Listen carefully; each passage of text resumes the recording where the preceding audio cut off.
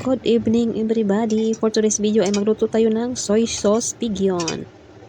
Si pigyon ay binabad muna natin sa tubig na may asin.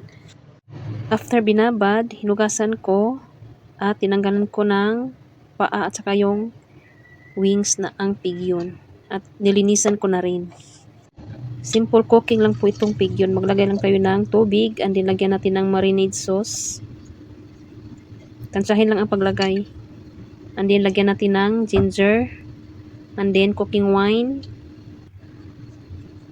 Then, lagyan natin ng light soy sauce. Then, dark soy sauce. And then, ilagay na yung pigyon. Lutuin po ito ng 30 minutes. 15 minutes sa kabila at 15 minutes din sa kabilang side. Lutuin. Then, always i-check yung pigyon. Simpleng luto lang ito. Basic cooking sa Hong Kong. After 30 minutes, ito na yung ating pigyon guys. Luto na. Thank you for watching. Yummy!